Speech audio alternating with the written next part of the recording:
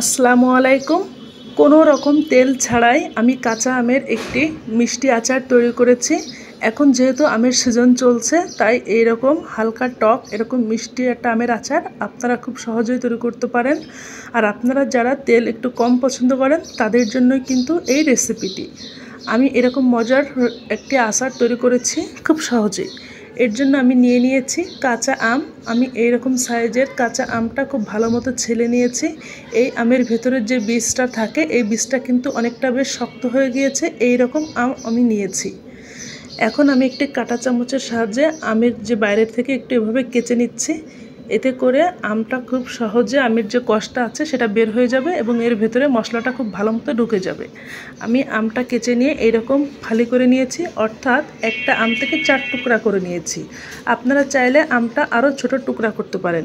এখন আমি একটু বেশি করে ঠান্ডা পানি নিয়ে নিয়েছি। এর ভিতরে দিয়ে দিচ্ছি 1 চা চামচ ভিনেগার অর্থাৎ সিরকা এবং 2 চা চামচ নিচ্ছি লবণ। এই লবণ এবং সিরকার পানিতে আমি এই কেটে রাখা আমগুলা ভিজিয়ে রাখবো 3 থেকে 4 ঘন্টা।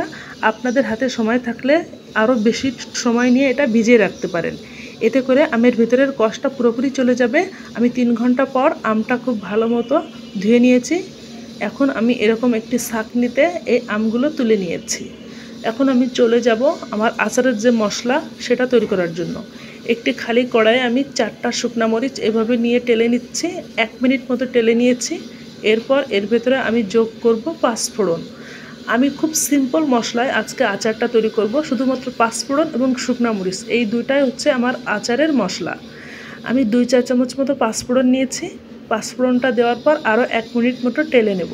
যখন 5 ফোড়ন দিয়ে খুব সুন্দর একটা ঘ্রাণ বের হবে, তখন বুঝতে হবে ভাজা হয়ে গিয়েছে। অতিরিক্ত ভেজে এটাকে পুড়িয়ে ফেলা যাবে না। শুকনা মরিচ 2 মিনিট মতো এবং 5 ফোড়নটা আমি 1 মিনিট মতো টোটাল ভেজে নিয়েছি, চুলার আঁচটা একেবারে লো হিটে রেখে। আমি আজকে 600 গ্রাম আমের আচার তৈরি করব। মশলাটা আমার ভাজা হয়ে গিয়েছে। এখন আমি এটা কিছুটা ঠান্ডা করে নিচ্ছি।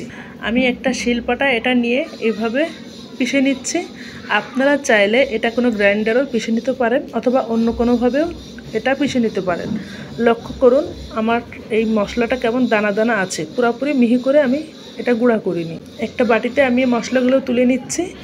এখন চলে যাচ্ছে চুলায় আবারও একটি কড়াইয়ে আমি দিয়ে দিচ্ছি 1/2 কাপ পরিমাণ চিনি এবং 1/2 কাপ পরিমাণ খেজুরের যে ঝোল গুড়টা আছে সেটা। আপনারা চাইলে এখানে আখের গুড় ব্যবহার করতে পারেন অথবা গুড়টা পুরোপুরি বাদ দিয়ে শুধুমাত্র 1 কাপ চিনি নিতে পারেন।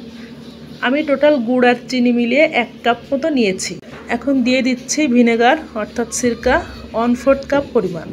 আমি এই আচার তৈরিতে কোনো রকম পানি ব্যবহার করব না, শুধুমাত্র চিনি গুড় গলে যে পানিটা হবে এবং এই সিরকা, এই পানিতেই আমি টোটাল এই আমটা সেদ্ধ করব। এখন আমি অপেক্ষা করছি এটা গলে যাওয়ার জন্য। চিনিটা গলে গিয়ে গুড় এবং চিনির যে পানিটা আছে এর ভেতরেই আমি এই কেটে রাখা ধুয়ে রাখা যে আমটা আছে সেটা দিয়ে দিচ্ছি। 1/3 চা চামচ পরিমাণ মতো লবণ। এখন আমি নেড়ে চেড়ে অপেক্ষা করছি এটা ফুটে ওঠা পর্যন্ত।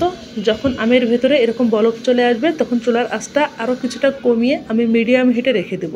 এখন আমি নেড়ে চেড়ে আমি অপেক্ষা করছি এই চিনি এবং গুড়ের যে লিকুইড পানি ভাবটা আছে সেটা কমে যাবে, অর্থাৎ একটা আঠালো চিটচিটে ভাব হবে এবং আচারের ভেতরে সুন্দর একটা কালার আসবে।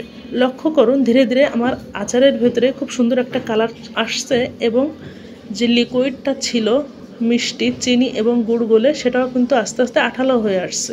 যখন এই রকম আঠালো আঠালো হয়ে যাবে তখন বুঝতে হবে আমার আচারটা একদম শেষের দিকে। এখন আমি সেই তৈরি করে রাখা মশলাটার এখান থেকে 2 চা চামচ পরিমাণ মশলা দিয়ে দেব। আমার আমটা ছিল 600 গ্রামের মতো। 600 গ্রাম আমের জন্য আমি এখানে 2 চা চামচ মতো মশলা ব্যবহার করছি।